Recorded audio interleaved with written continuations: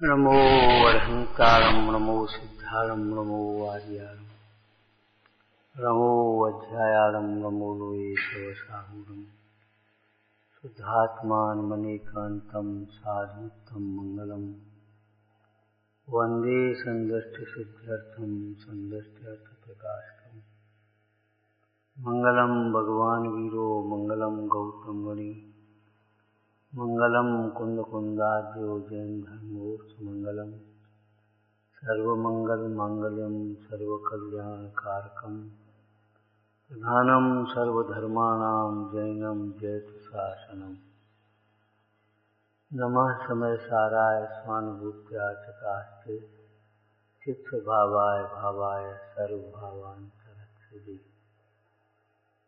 नमः श्री वर्धमानाय निर्धूत कलिलात्मने सालोकानां तुलोकानां यद्विद्या दर्पणायते सद्दृष्टज्ञानवृत्तानि धर्मं धर्मेश्वराविदु यदीय प्रत्यनीकानि भवन्ति भवपद्यते।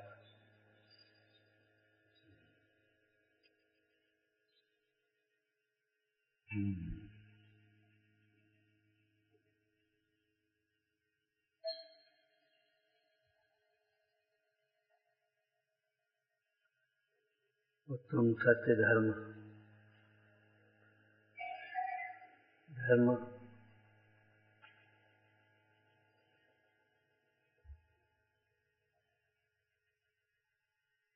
फल है और सत्य इसका आधार है।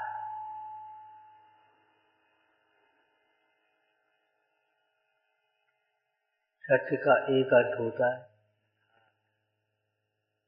दूसरा होता है हितकारी। यथार्थ और हितकारी दोनों सत्य में अंतर्गत है। और सही बात है, जो सत्य है वही हितकारी, जो सत्य है वही हितकारी है।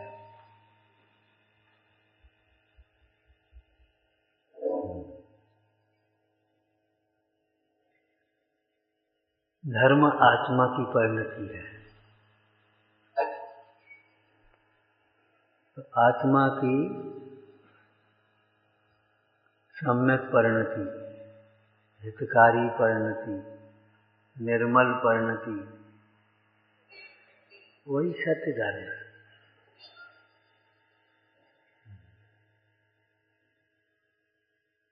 ग्रंथों में प्रायः सत्य धर्म की चर्चा के प्रसंग में सत्य वचन की प्रधानता से कथन किया है। सत्य वचन की प्रधानता से सत्य धर्म के कथन किए गए। यहाँ भी सत्य धर्म की चर्चा प्रारंभ किया और सत्य वचन की चर्चा प्रारंभ की।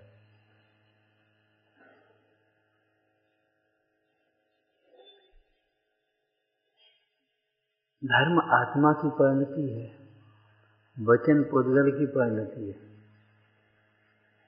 लेकिन निमित्त नैमित्तिक संबंध है। सत्य वचनों के द्वारा ही सत्य धर्म समझा जाता है। सत्य वचन के द्वारा ही सत्य धर्म समझा जाता है, स्वभाव समझा जाता है। वचन की महिमा कहते हुए कहते हैं कि देखो, वचन की प्रधानता से ही पंच परमेष्ठियों में सिद्ध भगवान से पहले अरहंतों को नमस्कार किया।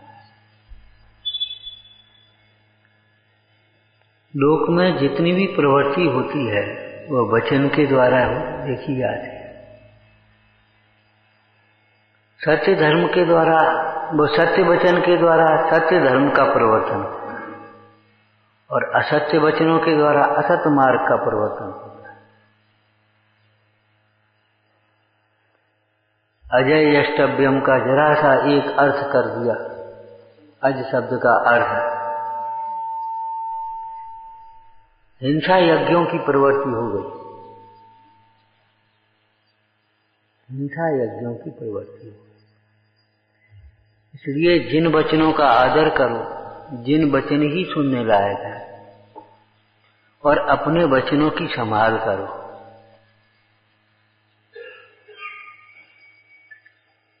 जब परिणति संभलेगी तो वचन तो संभल ही आएंगे।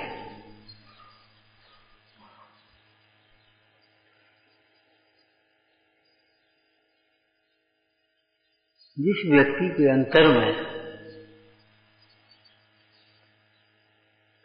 यथार्थ स्वरूप का भाव भाषण है, सत असत का विवेक है, श्रद्धान है, असत भावों का परिहार है, उसके स्वयं सत्य वचन हो जाते।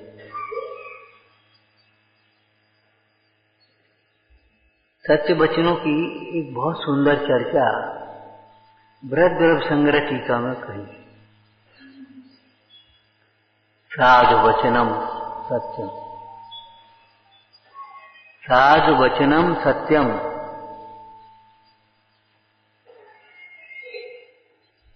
साधु वचनम अर्थात प्रशस्त वचनम कल्याणकारी, स्वपर के कल्याणकारी वचन ही सत्य वचन कहलाते।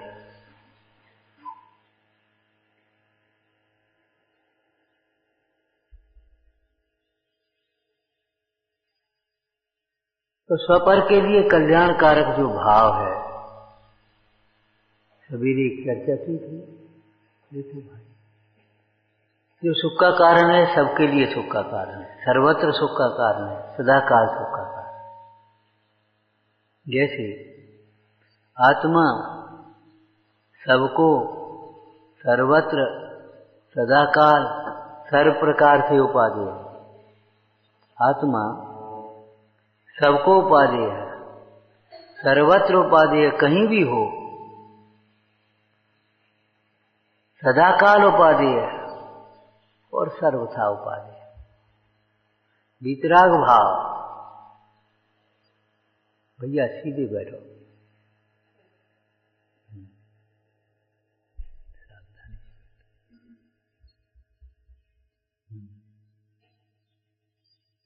जो क्या नाम, वितराग भाव सबके लिए हितकारी है, सर्वत्र हितकारी है। ऐसा नहीं मंदिर में वितराग भाव की चर्चा और अपने घर में या बाहर में राग का पोषण।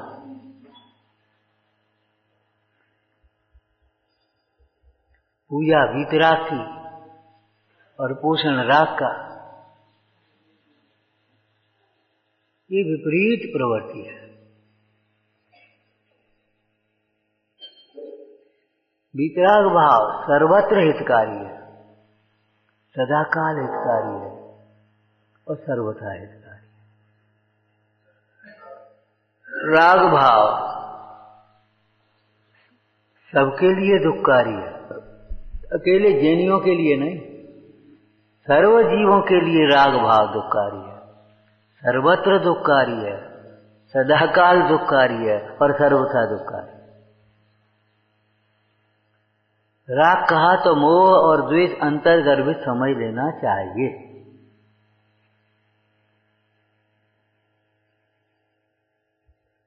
तो सत्य धर्म माने सत्य दृष्टि मूल हो गया, सत ज्ञान और सद्वृत्त माने सत्याचार। धर्म जब कहा तो दंथन मूलो धम्मो चारित्रम खड्गम। तो सत्य दृष्टि धर्म का मूल है। सत्य धर्म का मूल क्या है? सत्य दृष्टि। जब तक सच्चा श्रद्धान नहीं है तब तक सच्चा आचरण कैसे होगा? सज्ञान या सम्यक ज्ञान वह प्रकाशक है, स्वरूप को प्रकाशने वाला है। और आचरण असत का परिहार और सत्य का ग्रहण। असत का परिहार त्याग, असत का त्याग और सत्य का आचरण। असत से निवृत्ति और सत्य में प्रवृत्ति।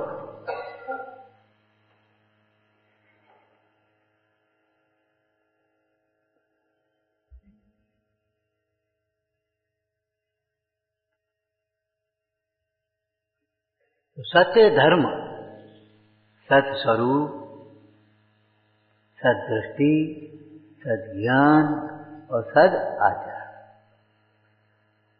जो सदाचरण लोक में शब्द प्रयोग होता है वो बहुत स्थूल है। लोक में जैसे हम सदाचार या सदाचरण कहते हैं वो बहुत स्थूल है। सत्स्वरूप की श्रद्धा के बिना, सत्स्वरूप के ज्ञान के बिना, असत को ही सत मानने वाले लोगों के जीवन में सदाचरण भी कैसे होगा?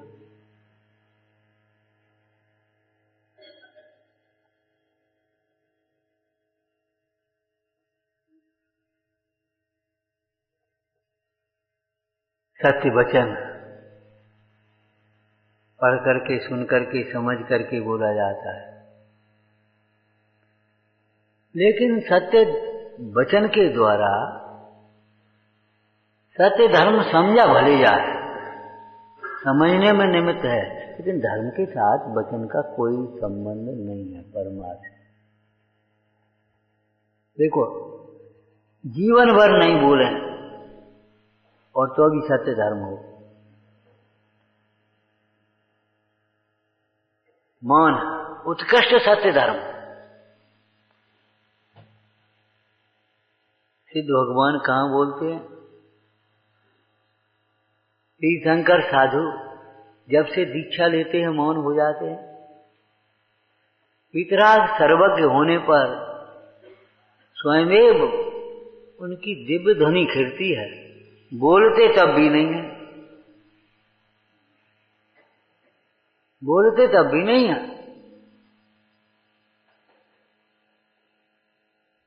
और सत्य धर्म है।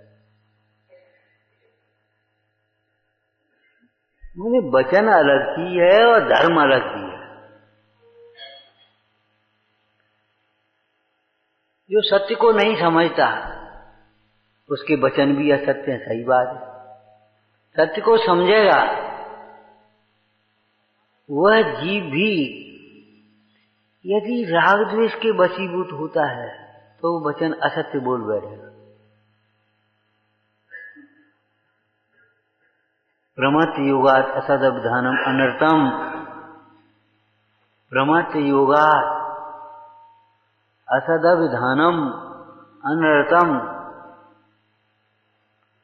मतलब कसाय के गरीब वशीभूत होकर के जो भी बोला जाता है, बिना सोचे समझे जो भी बोला जाता है, मोह से जो भी बोला जाता है, सब असत्य ही है। वो वचन के अंतर्गत है।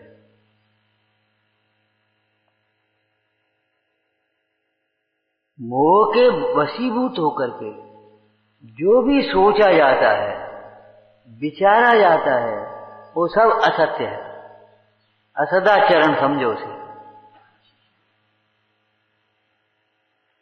मोह के वशीभूत होकर क्या बोलेगा जी, क्या सोचेगा? अब आप सोचिए, जो आप सोचते रहते हैं, बोलते रहते हैं,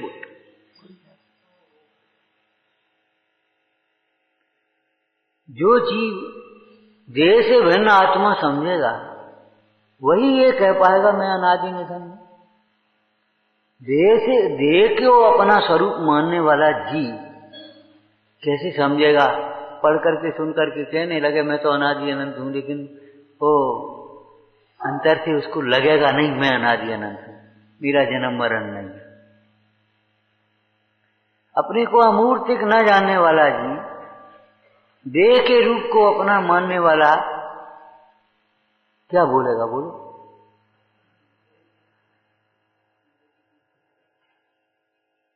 ठीक है, शास्त्र पढ़ करके सुन करके हम भी कहने लगे शुद्ध चिद्रूप हूं मैं तो चैतन्य स्वरूप हूं, लेकिन इस वचन का आधार कहाँ है ये बता। इसमें कितनी सत्यता है?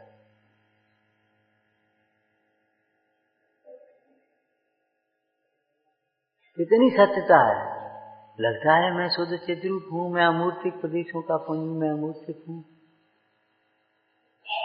खूब अभ्यास करो। एक बात लौकिक जीवन से भी सीख लेना कि दोहराया हुआ असत्य भी जब सत्य भाषित होने लगता है तो ये बताओ, हम इस सत्य को बार बार दोहराएंगे, बार बार दोहराएंगे, मतलब बार बार इस बात का विचार करेंगे, मैं शुद्ध चिद्रूप हूं, मैं शुद्ध चिद्रूप हूं, तो आखिर अंतर में लकीर तो पड़े।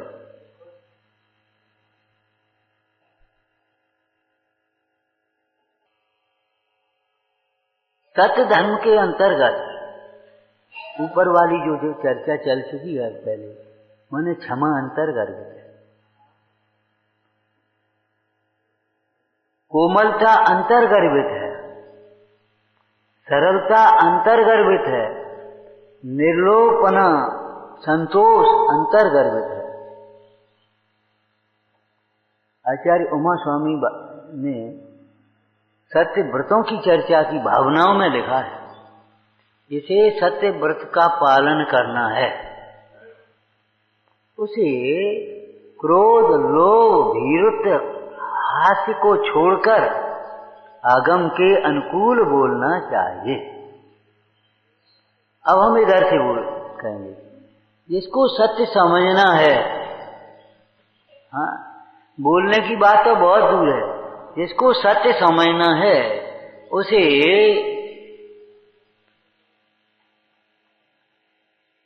क्रोध लोभ भय हास्य को छोड़कर जिन वचनों को भली प्रकार से सुनना चाहिए, भली प्रकार से समझना चाहिए। सत्य की प्राप्ति में जिन वचन ही निमित्त होते, सत्य की प्राप्ति में जिन वचन निमित्त भूत हैं, आप पढ़ते हो किसका वचन इस तत्व की उपलब्धि में शिवभूत है। प्रश्न है ये, किसका वचन इस तत्व की उपलब्धि में शिवभूत है? बोलो किसका वचन?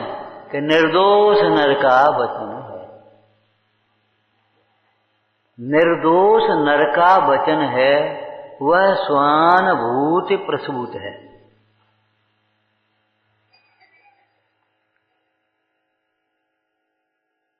निर्दोष किसको कहा? रागादिक दोषों से रहित। झूठ बोलने वाला अज्ञान से झूठ बोलेगा, या राग के वशीभूत होकर झूठ बोलेगा, या द्वेष के कारण झूठ बोलेगा। और अज्ञान भी असत्य वचन का, झूठ बोलने का प्रमुख कारण नहीं समझो। अज्ञान भी है, और यदि तीव्र रागादिक भाव नहीं है तो वो ये कह देगा हमको नहीं मालूम, हम नहीं जानते, असत्य नहीं बोलेगा। लेकिन स्वयं जानता नहीं है और किसी ने कुछ पूछा, सोचा कि क्या कहेंगे, इतना भी नहीं जानते, तो चाहे कुछ बताए।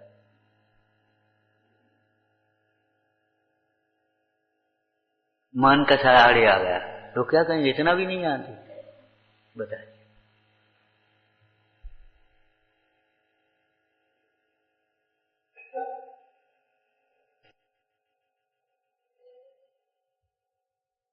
असत्य वचन, वो सत्य वचन और सत्य धर्म का अंतर भी भली प्रकार से समझना किसके लिए? किसके लिए? तो देखो, सत्य वचन में संतुष्टि नहीं हो जाना, सत्य धर्म की प्राप्ति के लिए पुरुषार्थ करना।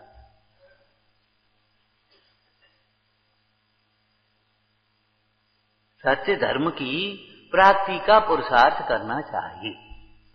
सत्य धर्म की प्राप्ति का पुरुषार्थ क्या है? सत्य स्वरूप को अथवा तत्व स्वरूप को समझना चाहिए। तत्व ज्ञान होने पर बस यही सच्चा ज्ञान हो गया। और जब सच्चा ज्ञान हो गया, सच्चे ज्ञान का मतलब विषय की अपेक्षा बढ़ना। सच्चा ज्ञान किसका? जैसे कल कहा था ना, पवित्रता का नाम शौच है, लेकिन किसकी पवित्रता? शरीर की नहीं, परिणामों की, परिणति की पवित्रता। अब आप विचारना, किसका सत्य ज्ञान, सच ज्ञान किसका? स्व पर का, हित अहित का। इसमें 7 तत्व अंतर्गत हो गए। जब स्व और पर का सत्य स्वरूप समझ में आ गया, अब बताओ, पर को पर जानने वाला जीव उस पर को अपना मान करके उसके प्रति आग्रह क्यों करेगा? जब हमारी समझ में आ गया ये पर है, ये स्व नहीं, अपना नहीं है, तो उसे अपना मान करके उसे अपने अनुकूल परिणमने का, उसको बनाए रखने का, उसको बदलने का, उसको हटाने का, उसको मिलाने का दुर्विकल्प कौन करेगा? कौन करेगा?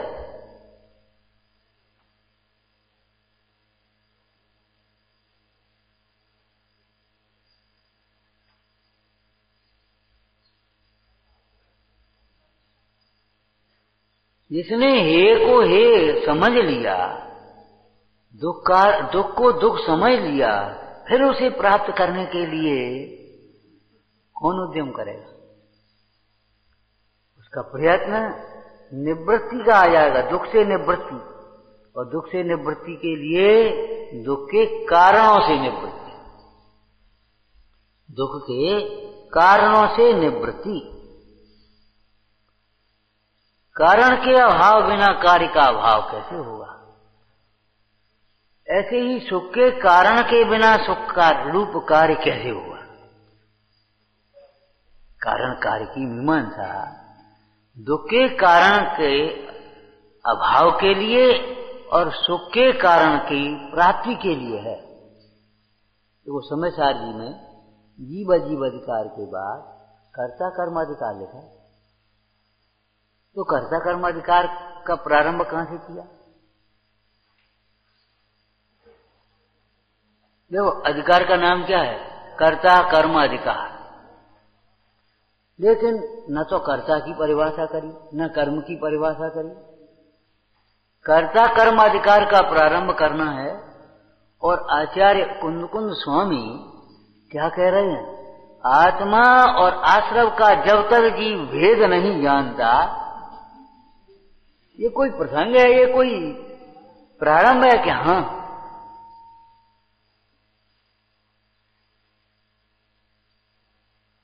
अधिकार कौन था? कर्ता कर्म।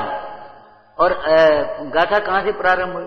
आत्मा और आश्रव का जब तक जीव भेद नहीं जानता, तब तक क्रोधादिक भावों में स्थित रहता है, और क्रोधादिक भावों में स्थित रहता हुआ जीव फल की अपेक्षा कहें तो निरंतर दुखी रहता है,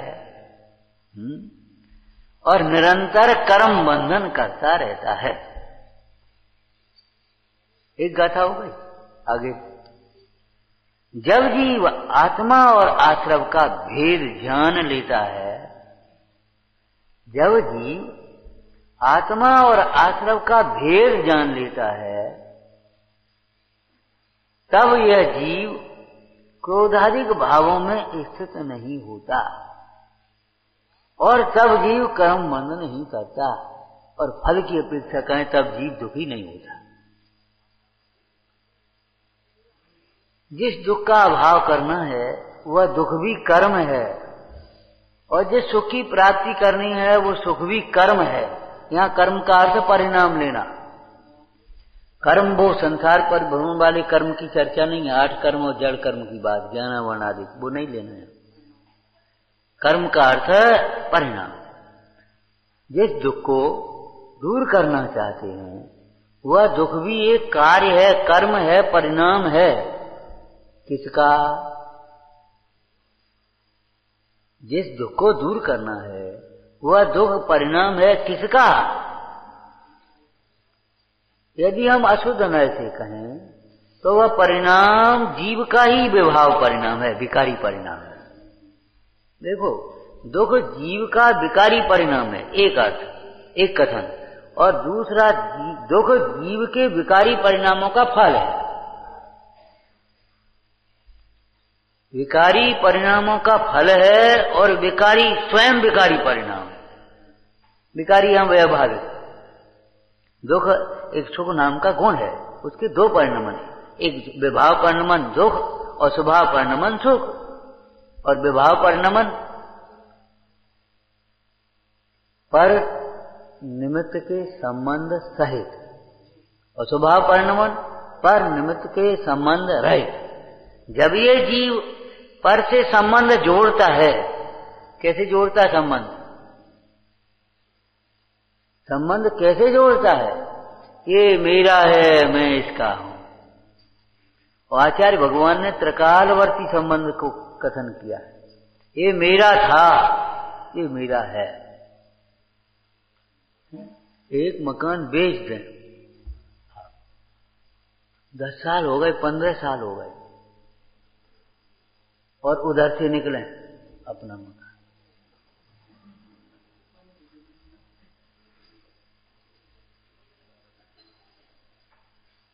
कितने बड़े हो गए आप शरीर की अपेक्षा।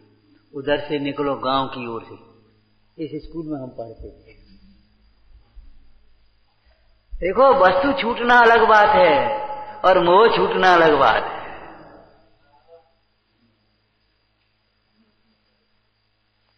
एक बड़ी परम सत्य बात है। क्या? जिसे समझे बिना मोह होता है, उस आत्मा को समझे बिना मोह छूटता ही नहीं। तो जब जीव पर से संबंध जोड़ता है, तो संबंध कैसे जोड़ा जाता है? ये मेरा है और मैं इसका हूं। संबंध दो तरफ ही तो होंगे। जैसे ये मेरा बेटा है, तो आपने अपने को क्या मान लिया?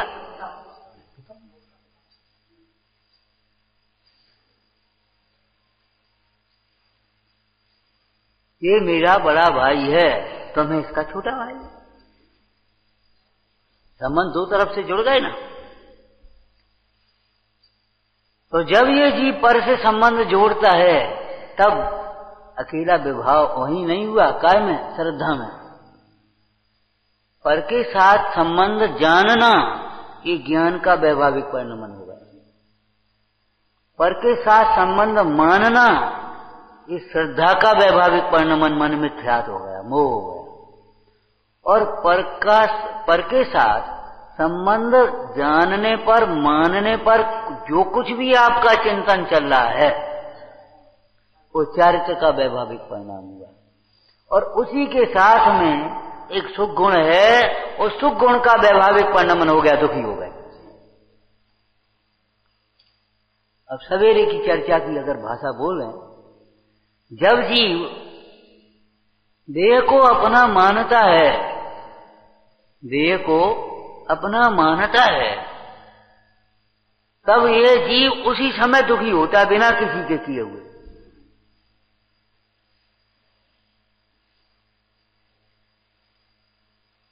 भले वह देह की अपनी इच्छा के अनुकूल परिणति में, देह की अपनी इच्छा के अनुकूल परिणाम माने समझ गए होगे। देखो, अपने दौड़ लेते हैं, खा लेते हैं, पी लेते हैं, जो खाता पचते, जो चाहते सो बोल लेते हैं। अपने माने देह की क्रियाएं हम अपनी इच्छा के अनुकूल होती चली आ रही।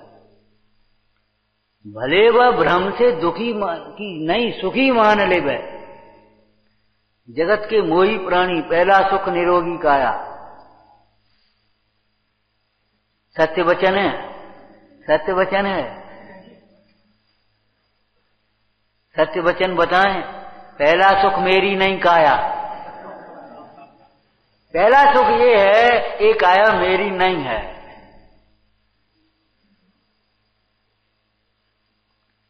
यहां से सुख का प्रारंभ होगा। जब तक ये मानते रहोगे ये मेरी काया है, अब दुखी, उसी समय दुखी है। और दुख का लक्षण भी समझ में आ रहा है। दुख का लक्षण आकुलता भी समझ में आ रहा है कि एक विषय को छोड़कर दूसरे विषय में प्रवृत्ति होती है। ये दुख का लक्षण है। नई नई इच्छाएं निरंतर उत्पन्न होती हैं। देह को अपना मानने वाला यदि सुखी हो तो दूसरे की ओर क्यों देखता है? देखना छोड़ करके फिर सुनने क्यों लगता है? सुनना छोड़ करके खाने क्यों लगता है? ये पंचेंद्रिय के विषयों की प्रवृत्ति है ना।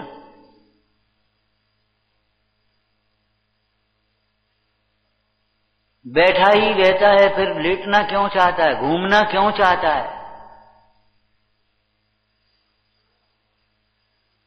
पर निमित्त से संबंध सहित जितना भी परिणमन होगा, वैभाविक परिणमन होगा, तो पर को अपना मानना, ये सब क्या हो गया? ये हो गया मोह, मिथ्या। और पर को अपना जानना, ये क्या हो गया? मिथ्या ज्ञान। और पर को अपना जानने मानने पर जो तुम्हारे भाव चल रहे हैं, क्या अच्छे बुरे की कल्पनाएं, अच्छे बुरे की कल्पनाओं के साथ में राग द्वेष, उस सब का नाम है असत्य, अधर्म, और उसका फल है दुख। जब जीव ने पर के साथ संबंध नहीं जोड़ा, मैं देहादि से भिन्न गायक भाव हूं, आत्मा, ऐसा जाना, सम्यक ऐसा जाना, क्या हो गया? सम्यक ज्ञान। अभी नहीं, शास्त्र से पढ़ करके अगर देह से भिन्न आत्मा मैं हूं ऐसा जान लिया थे उस ज्ञान में, तो अभी सम्यक ज्ञान नहीं है।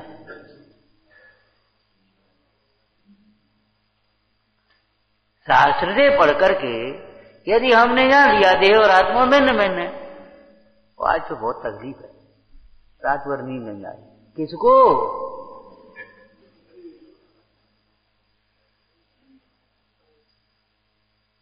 दिमाग बहुत उलझन में है। किसका? क्या उलझन है? उलझन है क्या जी, बताओ? उस आत्म स्वभाव में तो उलझन नहीं होती, उलझन का कोई कारण नहीं होता। उलझन होगी वो घरेलू है, तो देखो घर संबंधी, घर के साथ संबंध हो गया, कुछ नहीं, कोई व्यापारिक उलझन, तो व्यापार संबंध हो गई। क्या होता है वो शारीरिक उलझन, जरा तकलीफ है, रोग दिखाने गए थे हम, कोई खास बात नहीं है, लेकिन खास बात दिख रही है, खास बात मतलब उलझन कहीं एक, ये बताओ, कहीं संयोगों में ही तो है, और संयोगों में नहीं है उलझन, संयोगों के लक्ष्य में उलझन है, संयोगों का लक्ष्य। तो जब ये जीव ने पर से भिन्न अपने को जाना, छेदालाकार ने किस भाषा में लिखा? आप रूप को जान पनो। लेकिन इसमें जब एक बात कही अपने को जानना, तो षटकारक अंतर्गर्भित कर लेना चाहिए। अपने को जानना इतना ही नहीं, अपने से जानना, शास्त्र से नहीं खाली। आपका नाम क्या है? आप नाम बता दोगे? है? 5 रुपए का नाम है और कुछ दम नहीं है उसमें, 5 रुपये। ये तो पुराने संस्कार की बातें थी, अब तो मुफ्त के नाम है। हमारे यहाँ तो नामकरण संस्कार की भी एक चर्चा होती थी, नामकरण संस्कार, और पुराण में ऐसी चर्चा आई, नाम भी रखना तो ऐसा नाम रखो जिसका नाम स्मरण करते करते कुछ उपयोग ऊपर बढ़े। तो 10-20 उसमें तो भगवान के नाम लेकर के गले में डाल दिए और एक उठा दिया, ये नाम आ गया।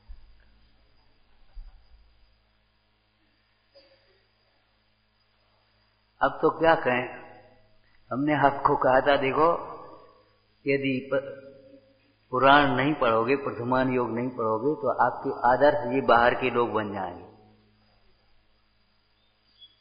आपके आदर्श बाहर के लोग। खैर जो कुछ भी है, आपका नाम, हम अगर पूछने लगे ये नाम आपका क्यों है, देखो साहब लिखा है, ये तो नहीं बताओगे, है बस। नाम धरो तिन हर्षित हो, टोटर मल कहें सबको, नाम धरो, क्यों है बस। इसके लिए किसी प्रमाण की जरूरत पड़ेगी। और हम आत्मा हैं तो इसके लिए हम शास्त्र प्रमाण ढूंढे। शास्त्र में लिखा है इसलिए आत्मा है कि आत्मा है इसलिए शास्त्र में लिखा है।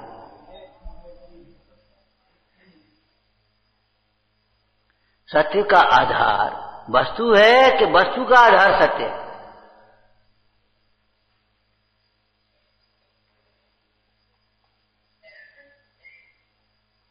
तो इसलिए अपने को आप रूप जानना इतना सम्यक ज्ञान नहीं, अपने से ही अपने को आप रूप जानना, स्वानुभव पूर्वक जानना, ये सम्यक ज्ञान हो गया।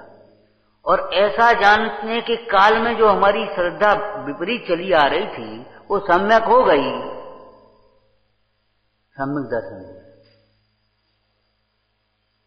और ऐसा जानने मानने पर जो विपरीत भाव होते थे, क्या विपरीत भाव? जो अभी कह चुके, बोलो।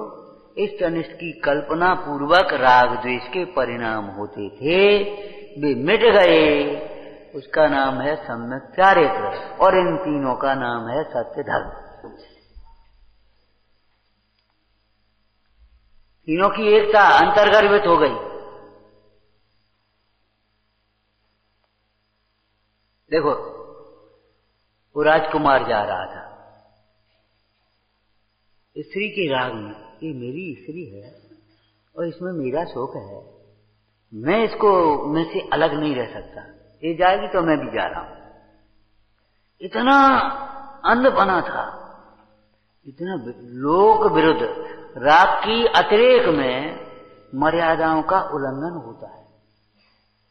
राग का जहां अतिरेक होता है वहां फिर मर्यादाओं का उल्लंघन होता ही है, ये समझ लेना। तो मर्यादा विरुद्ध चला यार। ये दृष्टांत तो कई बार बता चुके, लेकिन सत्य धर्म के प्रसंग में इसकी चर्चा करनी है, विचारना। वह बसंतगिरी पर्वत पर रुका और मुनराज को देखा। मुनराज को देखा तो उसका चिंतन बदल गया। चिंतन बदल जाना, विचार बदल जाना, ये समझ लो कल्याण की शुरुआत है। विपरीत विचार छूट करके अगर जिन वचनों का विचार होने लगा तो समझ लो कि कल्याण का नजदीक आ गया।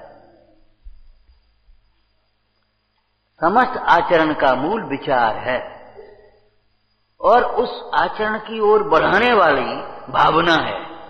बारंबार उसका विचार करेंगे तो आचरण के रूप में आ जाएगा। अब वो मुनराज को देख करके विचारने लगा। अब स्थूल विचार बताएं, क्या विचारने लगा? बोलो, स्थूलता से बोलो। पहले नंबर का क्या विचार उसने किया? जीवन तो ये है। पहले नंबर का विचार क्या हुआ? जीवन तो ये है, सुख तो ये है, आनंद तो ये है, कितना स्वाधीन, कोई की जरूरत ही नहीं, किसी वस्तु की जरूरत ही नहीं है। जीवन तो ये है। कैसा जीवन? आत्मामय जीवन।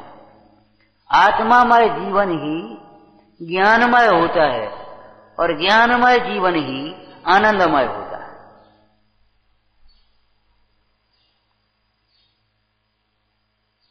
आत्मामय जीवन ही ज्ञानमय है और ज्ञानमय जीवन ही आनंदमय है।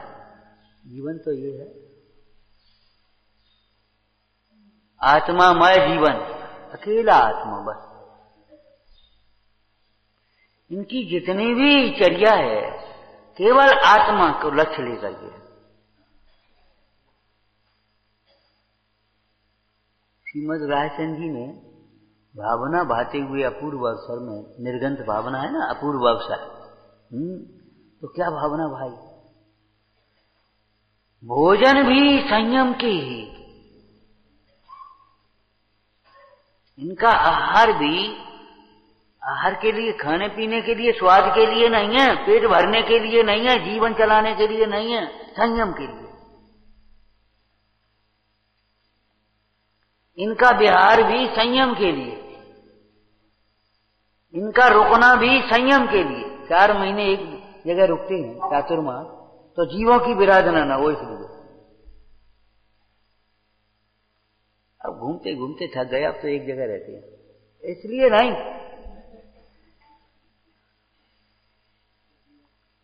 ये भी एक विवक्षा है, अगर समझना हो तो समझ लो। जो घूमते घूमते थक गए एक जगह रहेंगे, तो एक जगह सोच तो लो जहां रहा जा सके, जहां रहा जा सके अनंत काल तक, वह एक जगह है कि नहीं। एक तत्व ऐसा है जो अपना ही है, पराया नहीं होगा कभी। तो पहला चिंतन क्या चला, जीवन तो ये है, कैसा आनंदमय, कैसी प्रसन्नता। आपको कहा था प्रसन्नता सबसे अधिक प्रभावक होती है।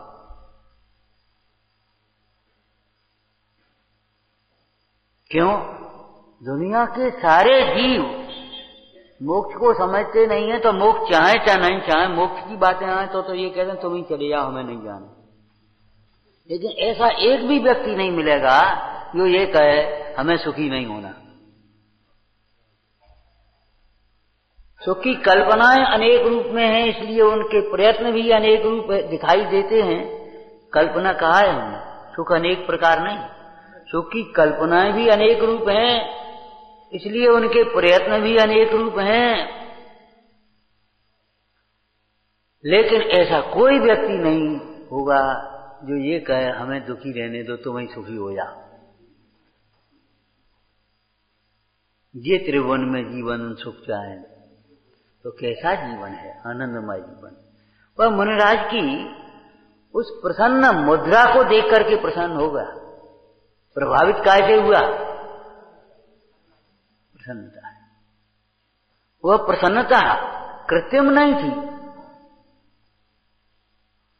स्वाभाविक थी।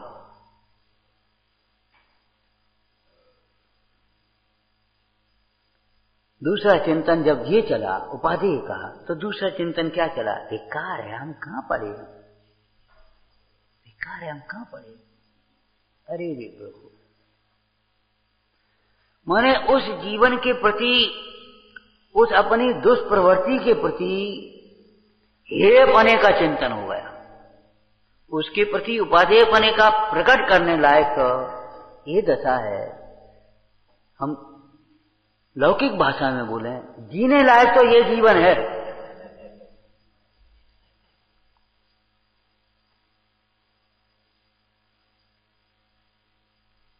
जीने लायक तो ऐसा जीवन है,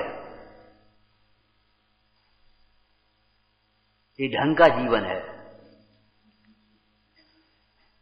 ये प्रशंसनीय जीवन है। और दूसरा शब्द बोले, ये पूजनीय जीवन है।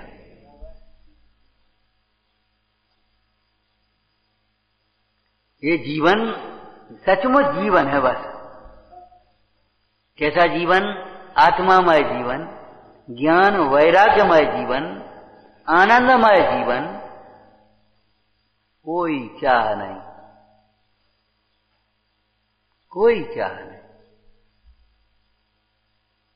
और यही भावना आप भी पाते हो। जब स्तुति पढ़ते हो तो भावना तो यही करते हो, मेरे न चाह कछुओरी। वैभवमय रत्नत्रय के वैभवमय जीवन, वैभवमय जीवन यही है, साधु जीवन, निष्पाप जीवन। इस साधु जीवन को निरुपद्रव, निष्पाप, निरापद जीवन कहा है। तो अपने उस जीवन के प्रति धिक्कारपना आने लगा। कहां, अरे कहां पड़े। जब ये चिंतन बदला तो दृष्टि, ये जीवन आया कहां से, ये जीवन आया कहां से।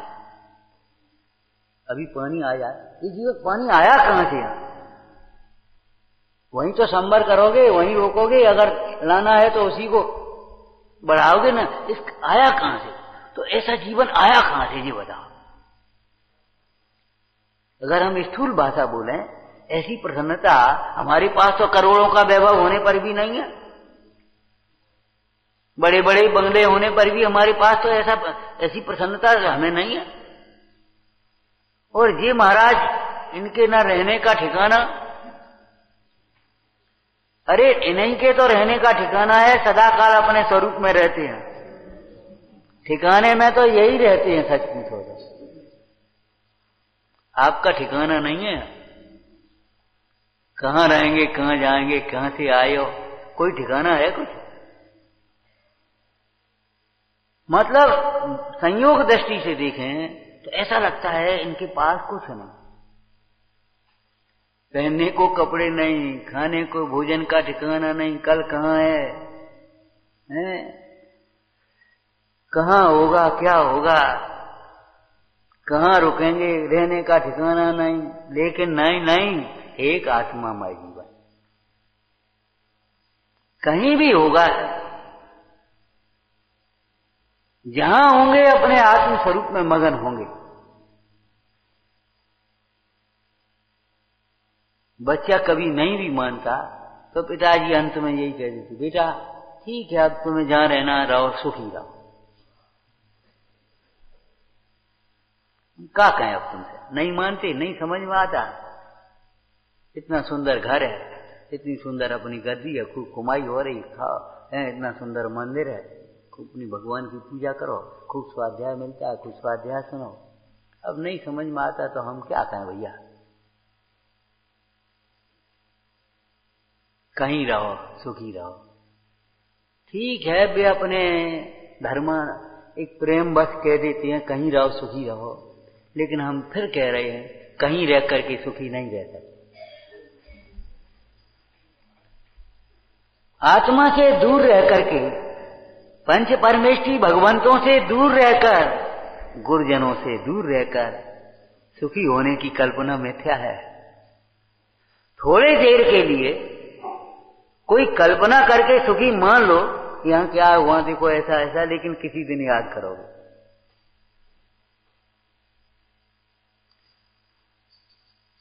ठीक है, ये मोह बस ये कौन का है, नहीं मानते तो मरो, ये कौन का है? ये भाषा नहीं बोल सकती है। अब बेटा नहीं मानते मत मानो, नहीं रहो, सुखी रहो। लेकिन ये बात भली प्रकार से समझ लेना चाहिए, कहीं रह करके सुखी नहीं होता। आत्मज्ञान के बिना कहीं भी सुख नहीं है, कहीं भी सुखी नहीं हुआ जा सकता, कहीं भी सुखी नहीं रहा जा सकता।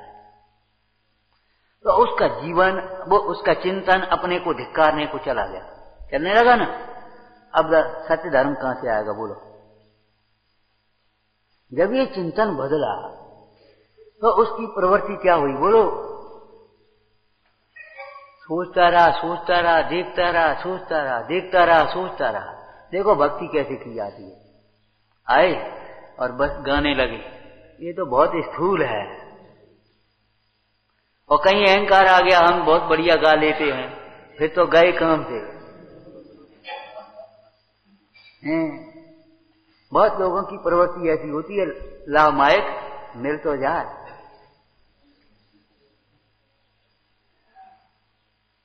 अरे ये तो कुछ नहीं हुआ। हम ये कहते देखते रहो, सोचते रहो, देखते रहो, सोचते रहो, ऐसी भक्ति सीखो। जो आप भक्ति में बोलते हैं ना, ऐसी भक्ति करूं प्रभु की, हो नहीं जन्म दोबारा, तो ये भक्ति ऐसी होगी। देखते जाओ, देखते जाओ, विचारते जाओ, देखते जाओ, विचारते जाओ। जब विचार करते हुए लगे, स्वरूप तो ये है, दृष्टि तो ये है,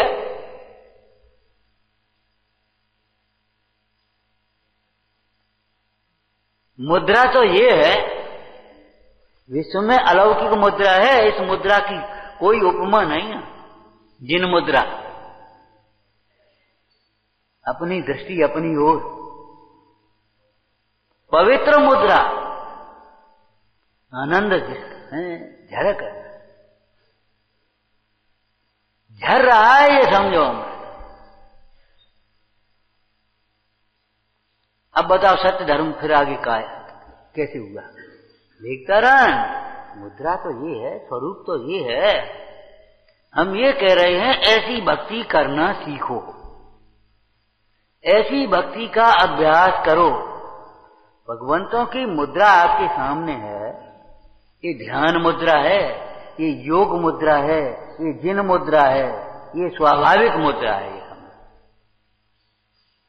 आज तुम्हारी ये मुद्रा विज्ञान वाले, मुद्रा विज्ञान पूरी एक थ्योरी चल रही है स्वास्थ्य के क्षेत्र में भी। मुद्रा विज्ञान वाले इस मुद्रा को देख रहे हैं, सोच रहे हैं सारी मुद्राओं में थकान है, लेकिन इस मुद्रा में थकान नहीं है। सारी मुद्राएं पर की ओर, अपनी इस मुद्रा ये अपनी ओर है, ये स्वाभाविक मुद्रा है।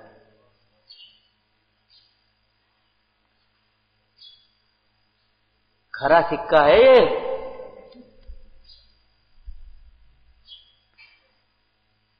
देखता रहा, सोचता रहा, अब सत्य धर्म कहां से आ गया। देखो सत्य, जब सच्चा विचार चला, सच्ची दृष्टि आई, तो सच्चा भावना बढ़ने लगी, और उसका फल क्या आया? थोड़ी देर में निर्गंत दशा, सत्य धर्म। समझ में आया ना? सच्ची दृष्टि होने पर, सच्ची भावना बनने पर, सच्चा ज्ञान, सद दृष्टि, सद ज्ञान और सदवृत्तानी। अब सदवृत्त क्या हुआ? असत का परिहार हो गया, उसका वो बात छूट गए जो खोटे भाव थे उसके, और सच्चा भाव प्रकट हो गया, सत्य धर्म आ गया।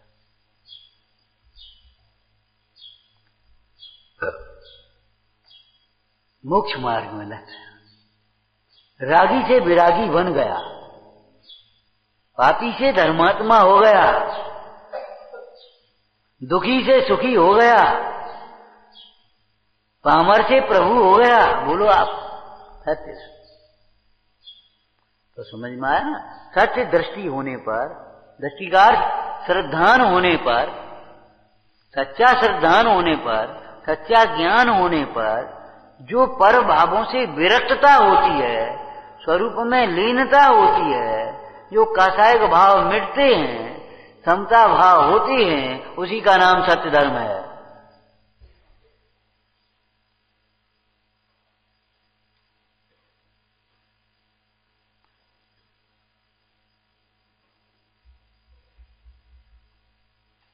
कहां गया वो असत्यपना? वो असत विचार कहां चले गए? वो असदाचरण कहां चला गया? वो राग कहां चला गया?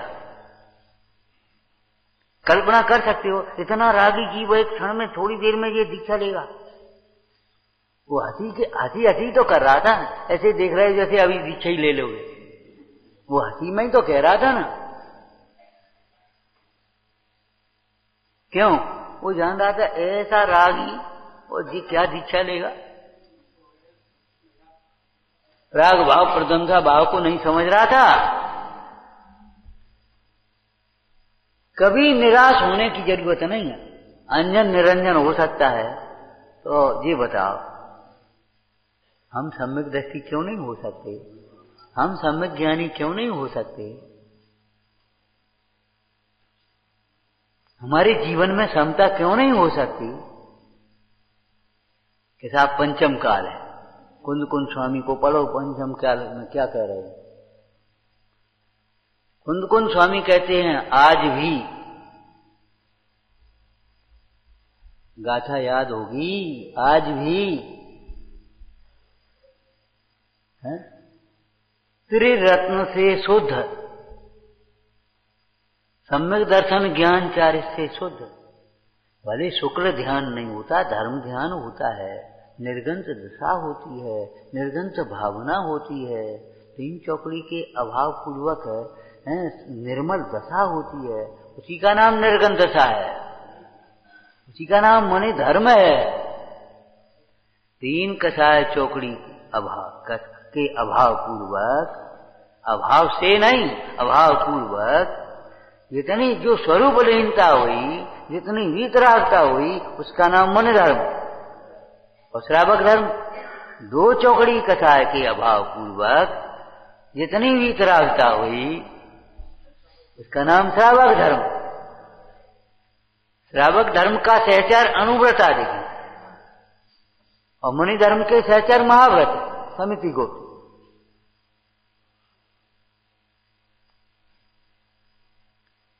मुनि दशा में परिग्रह का संपूर्ण त्याग और यहां परिग्रह का परिमाण,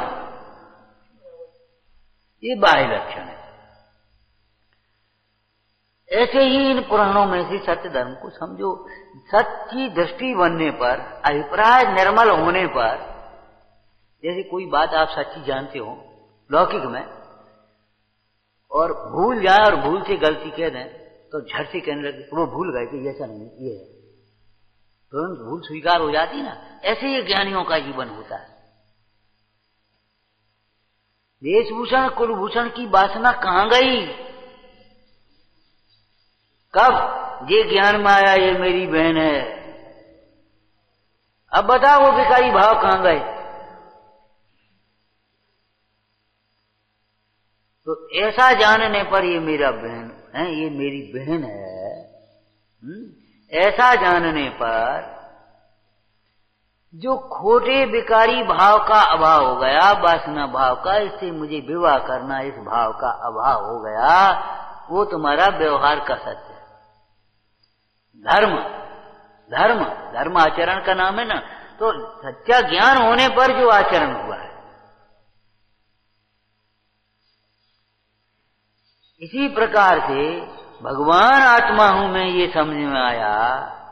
ऐसा समझ में आने पर मैं स्वभाव से ज्ञान आनंदमय हूं, ये समझ में आया, तो उपयोग कहां जाएगा? अंतर में। उपयोग कहां जाएगा? अंतर में। किसको ढूंढोगे?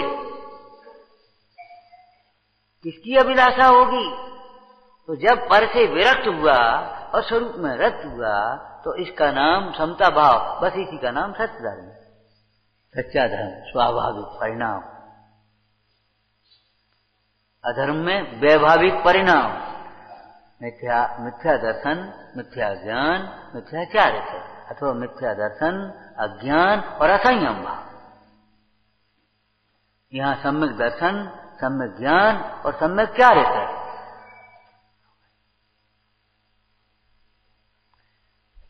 तो जब ये जीव अपने को ये जान लेता है मैं पर से न्यारा हूं, तब तत्काल दुख से सुखी हो जाता है उसी समय में। तो कर्ता कर्म अधिकार में जो आत्मा और आश्रव के भेद की चर्चा है, वो प्रयोजन परख लेना चाहिए। हमें कर्ता कर्म की परिभाषाएं रटाना इष्ट नहीं है। कर्ता कर्म की परिभाषाएं रटाना इष्ट नहीं है। क्या इष्ट है? कर्ता कर्म संबंधी जो भ्रांति है, और उस भ्रांति के कारण से होने वाला संसार है, दुख है, बंध है, उससे होने वाला दुख है, उसका अभाव करना, इसका प्रयोजन समझना चाहिए।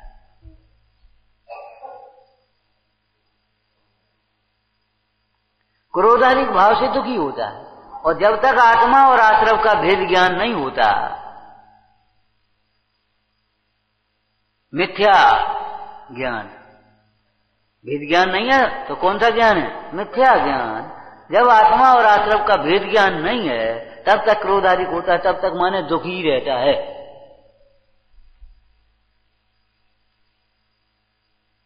बाहर में बोलिए दुख दूर करने के लिए, और बाहर ही में सुख की प्राप्ति के लिए बोलिए। क्यों? बाहर सुख दिखाई दे रहा है। सत्य धर्म कैसे समझना है? धर्म के नाम पर भी क्या कहें भाई, धर्म के नाम पर भी केवल बाह्य क्रियाओं में रुक जाए। धर्म तो हम खूब करते हैं, बहुत लोग लगता है अब तो कुछ नहीं, इस जीवन में धर्म ही करना है। अरे धर्म करने की चीज नहीं है, धर्म समझने पर होता है। जिसको कर्तव्य है उसको धर्म नहीं होता, धर्म करना है। ठीक है, धर्म करना है, तुम्हारा स्थूल संकल्प अच्छा है, तो धर्म करना है, तो समझो धर्म कैसे होता है, धर्म क्या होता है, धर्म का फल क्या है।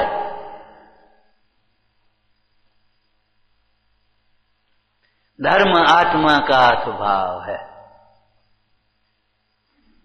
धर्म करना है ना तो ये छोड़ दो, ये मैं हूं और ये मेरे पापा हैं, ये मेरी मम्मी है, ये मेरा घर है और ये मेरा भविष्य है और वो पैसा है और फलाना है। धर्म करना है तो ये सारी बातें छोड़ दो।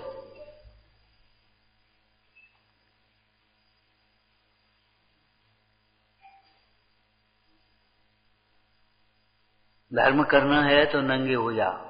नंगे होने का मतलब शरीर से नंगने की बात नहीं है, मतलब निरावरण, एक आत्मा हूं बस, स्थापना करो, अब धर्म कर सकोगे। बाद बाकी तुमने ये सोचा ये हम है तो धर्म तो नहीं होगा। शरीर को अपना मानने वाला जीव जिसका श्रद्धान ही असत्य है, जिसका ज्ञान झूठा है, उसका आचरण कैसे सत्य होगा? सत्य धर्म कैसे करेगा? बोलो। ठीक है, शास्त्र में धर्म के सहचर परिणामों को अथवा भेद रूप परिणामों को पढ़ करके दया का नाम धर्म है, बिल्कुल सही बात है, हम कह रहे हैं। लेकिन जिस दया का नाम धर्म है उस तुझे खबर नहीं है। दया का नाम धर्म है, बिल्कुल ठीक है, लिखा है ना ग्रंथ में, बिल्कुल लिखा है। किसने लिखा है? निर्ग्रंथों ने लिखा है, बिल्कुल सही है। लेकिन निर्ग्रंथ होकर के समझो,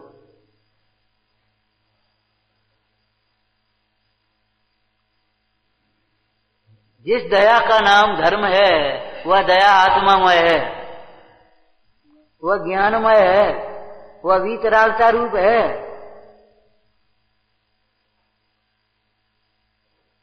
दया करो अपने पर, अब इस देह को अपना मत मानो। दुख से छूटने का नाम स्वदया और दुख से छुड़ाने का नाम परदया। और देह को अपना मानोगे तो दुख से कैसे छूटोगे?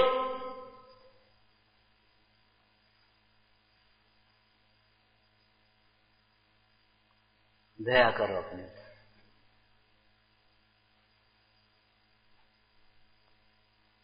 जिस दया को धर्म कहेंगे वो दया देहातीत परिणाम नहीं होगा, और देहातीत परिणाम है। देखो देखो बेचारा ठंड में ठिठुरात कपड़ा दे दिया, चलो अच्छी बात है, कोई बात नहीं है।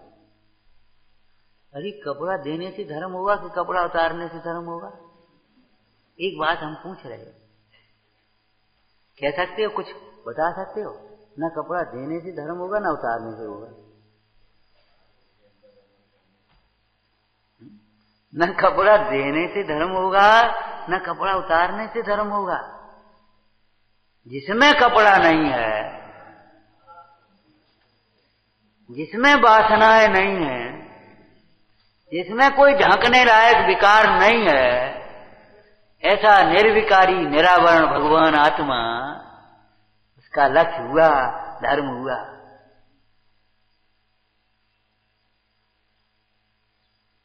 इन महाधर्मात्मा महामुनीश्वरों के पास यदि कोई प्यासा व्यक्ति आ जाए तो हम क्या कहें? ऐसी दया होती है, ऐसी दया होती है कि पानी नहीं पिलाते, अमृत पिलाते।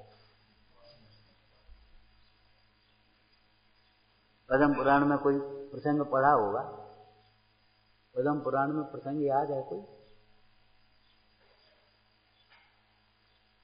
शाम के टाइम चला आया, महाराज बहुत प्यास लगी है, रात्रि हो रही थी, प्यास लगी है बहुत, कंठ सूख रहा है, प्राण निकल रहे, कमंडल में पानी पिला दे। भैया प्यास लगी है, ये प्यास पानी से नहीं बुझेगी। और रात्रि हो रही थी ना,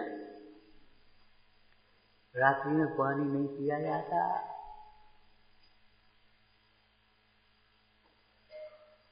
उसे धर्म का उपदेश दिया, उसकी भवितव्य होना आती, और वो जीव जाकर के कहां बना?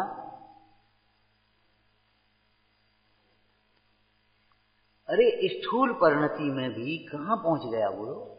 जाकर के स्वर्ग में गया। हजारों वर्ष भूख प्यास का काम कहां? जितने सागर की आयु है उतने 1000 वर्ष बाद भूख, और उसमें पक्षपात था। पक्ष का क्या है? प्यास कितनी रखी हो? क्यों? प्यास लगती ही हमें आज भी याद आ जाती कभी कभी। बाबा जी अकेले बैठ जाते थे अपने धुन में, अकेले कमरे में बैठे ना और धुन में ऐसे बैठे और ऐसे अपने बजाते रहते थे। माने बाबा जी माने मुनिराज नहीं थे, सामान्य ब्रह्मचारी थे। तो जाते ज्ञानामृत से तृप्त परनति कैसे प्यास सतावे, ऐसे सिखा। ज्ञानानंद से तृप्त परनति कैसे प्यास सतावे।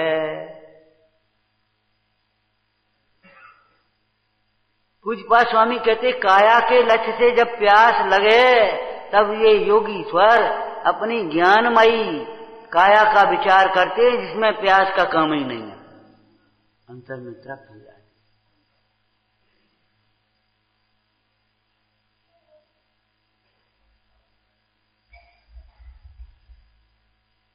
दया किसका नाम है? मोक्ष मार्ग प्रकाशक का कोई वाक्य याद है? अभी याद आ जाएगा। संसारी जीवों को, दूसरा शब्द बोलो इसी के लिए, संसारी जीव माने दुखी जीवों को, कारण सहित बोलो, अपने को भूलकर दुखी होने वाले जीवों को, अपने को भूलकर दुखी होने वाले जीवों को मोक्ष मार्ग का उपदेश देकर उन्हें धर्म में लगाना, यह उत्तम उपकार है, उत्कृष्ट दया है। उत्तम उपकार का मतलब उत्कृष्ट दया है। तीर्थंकर गणधर आदि भी ऐसा ही उपकार करते। आया नहीं ये बात? एक व्यक्ति आपके घर के दरवाजे से निकल रहा हो और परेशान हो, क्यों भाई क्या बात है? कुछ नहीं, रास्ता भूल गए, हमें वहां जाना, उनके घर पे जाना। अच्छा आओ बैठो, पानी पियो। अरे पानी तो ठीक है, यहीं रुक जाओ, इसी घर को वो अपना घर मान लो। बोलो क्या होगा? उसके प्रति अगर दया भाव करना तो क्या करोगे? वो जहां जा रहा है उसके लक्ष्य की रास्ता सही बता दो, बस यही है। कदाचित पानी की नहीं भी पूछो उससे तो अभी चलेगी, लेकिन आप पानी की पूछो, बैठाओ, भोजन भी करा दो, लेकिन रास्ता नहीं बताओ।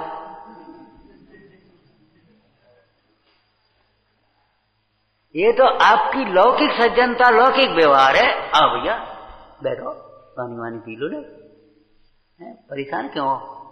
अब तुम तो रास्ता बता दो, रास्ता भी बताएंगे, अब बैठो। ये तो हमारा लौकिक व्यवहार है, स्थूल व्यवहार है, व्यवहार बात्सल्य है, ये समझ लो। लेकिन उसके प्रति उपकार क्या होगा ये बता। उस भूले व्यक्ति को रास्ता बताए तो वो अपने घर पहुंच जाए। ऐसे अनादिकाल से अपने स्वरूप को भूले हुए प्राणियों को देखो, उत्तम दया, दया करना है आपको, दया धर्म है। लेकिन तत्व ज्ञान के बिना किस पर दया करोगे? शरीर पर? किस पर दया करोगे? बिल्कुल वयोवृद्ध जी, अशक्त जी, कुछ पीड़ा हो गई, रोग हो गया, एकदम दया करो। अज्ञानियों की दया, मोहियों की दया क्या होगी? चलो ले चलो हॉस्पिटल, इनको अच्छे से अच्छा इलाज कराओ। और क्या दया कर पाओगे? इससे ज्यादा दया क्या करोगे? लेकिन ज्ञानी पुरुष, अब बस देह छूटना है, तत्चिंतन करो, छोड़ो ये सब, त्याग करो। त्यागो आहार पानी औषध विचार अवसर। जीवन भर जो तुमने विचार किया है, जो समझा सीखा है, आज अवसर आ गया। जिस देह की भिन्नता की आप चर्चा करते थे, जिस देह की भिन्नता की चिंतन करते थे, उस देह की भिन्नता, स्थूल रूप से भी भिन्नता का समय आ गया। स्थूल रूप से भी देह के वियोग का काल आ गया है। सावधान। बोलो दया क्या है? पढ़े ऐसे प्रसंग तो पढ़े होंगे। एकदम दर्द होने लगा, तकलीफ हो गई, तो डॉक्टर बुलाएं, तो डॉक्टर वाक्टर कुछ नहीं, अब बस घंटे 2 घंटे का जीवन है, अब नहीं है ज्यादा जीवन। और मेरे सारा प्रत्याख्यान सब त्याग है, दवाई ववाई अब कुछ नहीं लेनी। तुम तो हमें तत्व सुना की चर्चा सुनाओ, तत्व की चर्चा सुनते सुनते नमो हंतालम नमो सिद्धा खत्म। दया करने का मतलब है मोह में मत उलझो।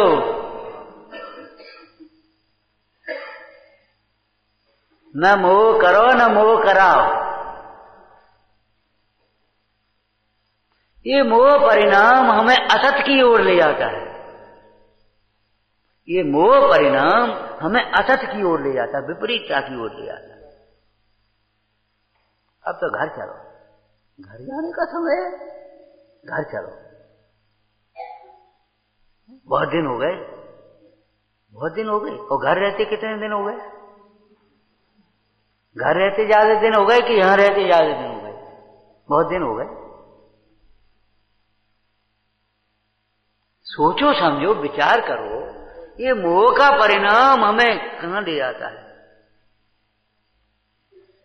शरीर की ओर गए, फिर शरीर की ओर जाते फिर कहां जाओगे?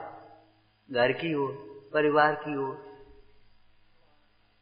बाहर। विचार करो, घर क्यों? घर क्यों?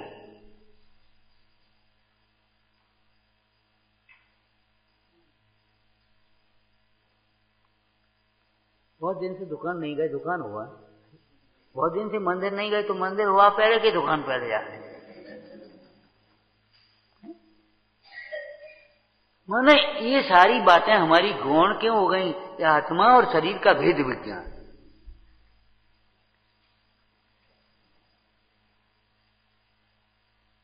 आत्मा और शरीर का भेद ज्ञान होने पर, राग और ज्ञान का भेद ज्ञान होने पर, भेद ज्ञान का मतलब ये नहीं है राग और ज्ञान भिन्न भिन्न है, देह और आत्मा भिन्न भिन्न है, इसे भेद ज्ञान नहीं कहेंगे।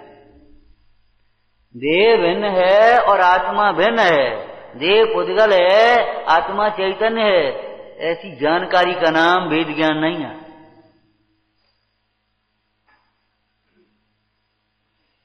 ऐसी जानकारी का नाम भेद ज्ञान नहीं है। देह से भिन्न आत्मा में हूं, आत्मा के साथ अभिन्न होकर के ऐसा अनुभव करना, उसका नाम भेद ज्ञान है।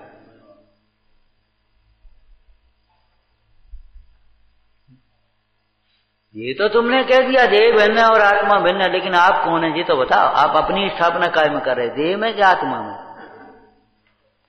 शब्दों से तो कह रहे हम आत्मा हैं और अभिप्राय में मान रहे हम देह हैं, तो फल अभिप्राय का आएगा। श्रद्धा असत होगी तो ज्ञान भी असत होगा और आचरण भी असत होगा, सत्य धर्म नहीं आएगा। ये परमार्थ सत्य की चर्चा है। अब हम क्या कहें? जिसे लोक व्यवहार में असत्य कहा जाता है वो तो असत्य है ही, लेकिन लोक व्यवहार में जिसे सत्य कहा जाता है वह भी असत्य है। जैसे एक कोई दृष्टांत समझा होगा आपने, जो हम रात में सोते समय देखते हैं वो तो सपना है ही, लेकिन ये आंखें खोल करके देख रहे हैं ये भी एक सपना ही है।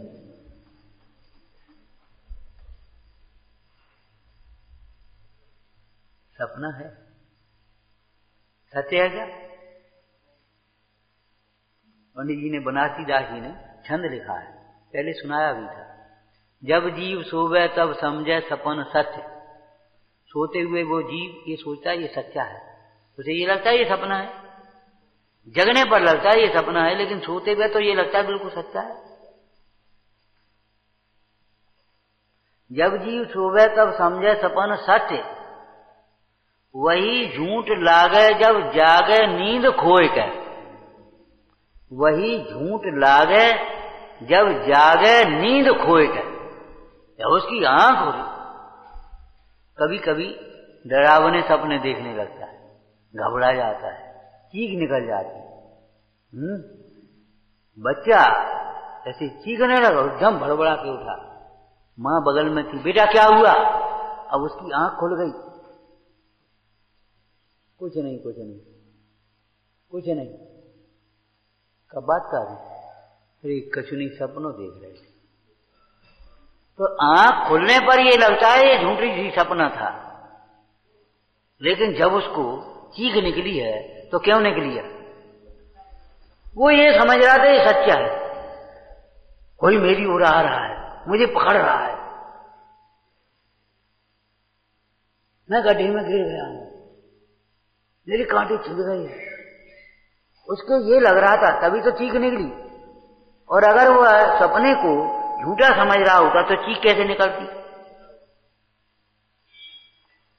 तो ये चीख रहे हो, चिल्ला रहे हो, पुकार है, बताओ राग द्वेष हो रहे हैं, ये चीखना चिल्ला नहीं है? और है क्या? क्यों लग रहा है? ये सच्चा है, यही मैं हूं और ये मेरा है, ये मेरे कार्य हैं, ये मेरा व्यापार है, ये मेरा वैभव है, ये हमारा समाज है, ये हमारा परिवार है।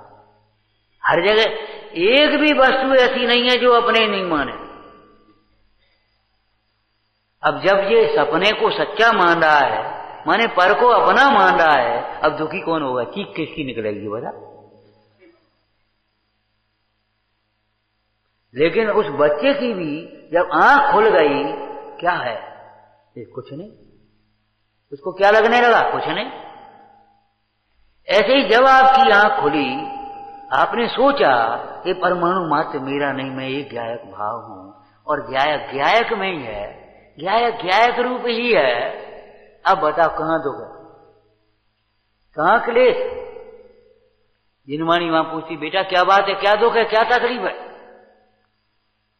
कुछ नहीं, शरीर को अपना मान रहे थे, शरीर में रोग हो, कुछ नहीं।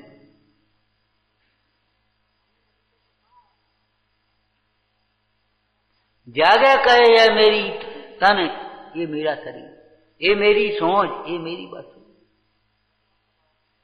और मरण का विचार करे तब किसका? तो जैसे कितने हो गए जो इसको कह रहे ये मेरी, मेरी कहने वाले कितने हो गए, कितने हो गए।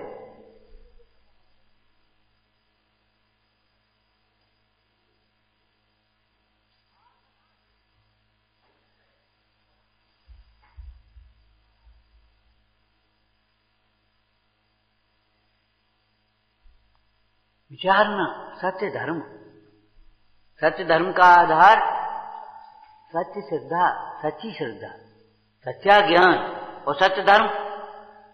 फिर सत्य धर्म क्या है? सच्चा आचरण। अब यह सच्चा धर्म, सच्चा आचरण होगा, माने सच्चा आचरण मन निष्प्रहता का आचरण होगा, निर्वांछक आचरण होगा, स्वयं से आनंदमय आचरण होगा। तब बताओ इन बाहर की उलझने कहां होंगी? तब स्वयं ही उसका लोक व्यवहार भी सच्चा हो जाएगा, उसके वचन निकलेंगे वो सच्चे होंगे।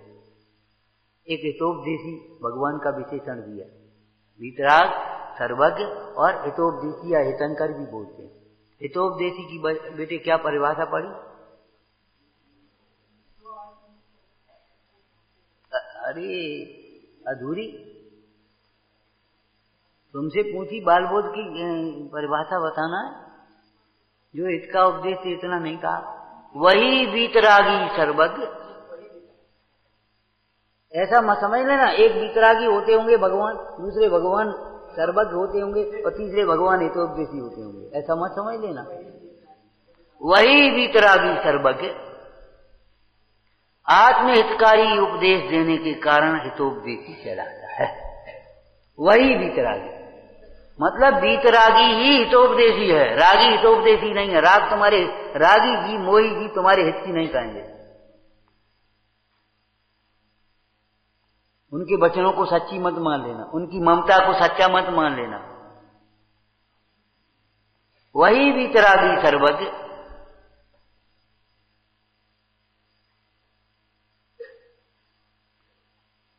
वीतरागी में राग द्वेष अभाव हो गया और सर्वज्ञ में अज्ञान का सर्वथा अभाव हो गया, तो अब झूठ असत्य का कोई कारण ही नहीं रहा, तब असत्य का स्वयं एक अभाव हो गया।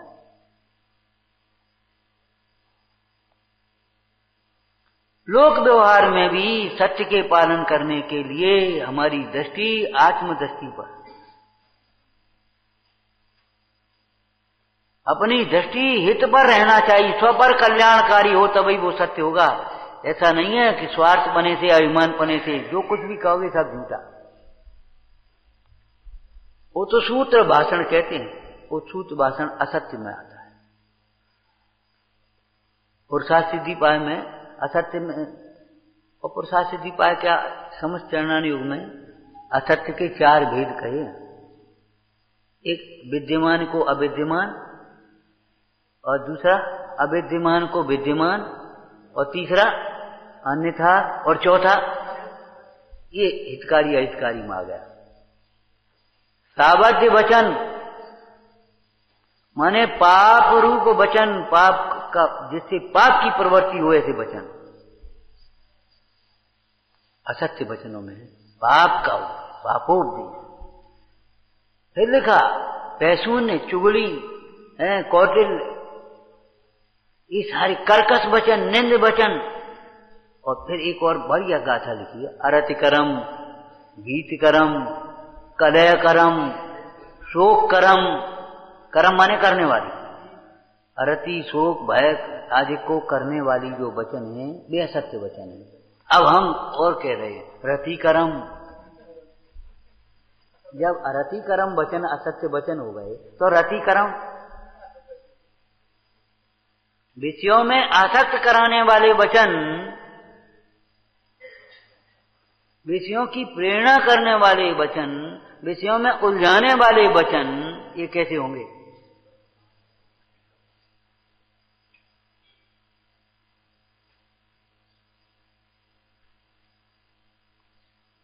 ज्ञान करम, वैराग्य करम, आनंद करम, ये सत्य वचन है।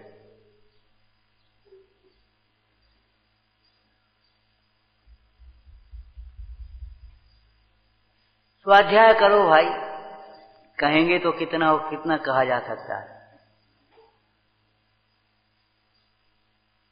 अंत में एक वाक्य कह रहे हैं, देखो सत्य धर्म का प्रारंभ भी आत्मा से होता है। आत्मदृष्टि होने पर सत्य धर्म का प्रारंभ होता है, और आत्मा में ही लीन होने पर सत्य धर्म की पूर्णता हो। आत्मा से विमुख रहकर सत्य की प्राप्ति की समस्त प्रयत्न झूठे हैं। आत्मा से विमुख रहकर सत्य की प्राप्ति के समस्त उपाय झूठे हैं। आत्मा से विमुख तपस्या के द्वारा, आत्मा से विमुख अध्ययन के द्वारा, आत्मा से विमुख क्रियाओं के द्वारा सत्य की प्राप्ति अथवा सत्य धर्म की प्राप्ति असंभव है। ऐसा जानकर भगवंतों की साक्षी में जिनवाणी के अभ्यास से, स्वयं के पुरुषार्थ से, अपनी भावना से इस सत्य धर्म को समझें और सत्य धर्म की ओर बढ़ें। ओम नमः। आत्मामय जीवन ही आनंदमय जीवन है, प्रशंसनीय जीवन है, पूजनीय जीवन है। और ऐसा जीवन जीने की कला सचमुच आत्मज्ञ पुरुषों के निकट ही प्राप्त होती है।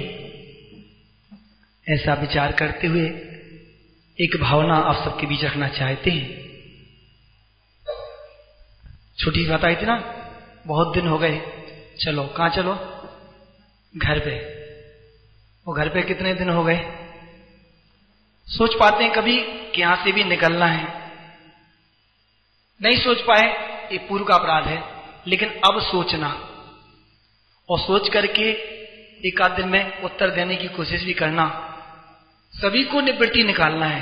क्यों? निवृत्त स्वरूप का आनंद निवृत्ति में ही है। संसार में उलझे उलझे निवृत्त स्वरूप का आनंद नहीं होगा। ये तो सचमुच धर्मात्माओं की करुणा है कि इतने प्रेम से अपने को मोक्ष मार्ग में उठा रहे हैं। और इस करुणा को पहचान करके हम अवश्य ही ऐसे अवसर में कुछ न कुछ निवृत्ति का संकल्प अवश्य करें। अपने गांव में निकटवर्ती धर्मायतन में अष्टमी चतुर्दशी की निवृत्ति निकालें, कुछ ज्यादा दिन की निकाल सकें, साधर्मियों के बीच पहुंचे और इस मोल को ढीला करते हुए इसके अभाव का प्रयत्न करें। क्यों? ये घर अपना स्थायी नहीं है। सच यथार्थ प्रेरणा तो पंडित साहब के मुख से चाहिए थी, भूल गया।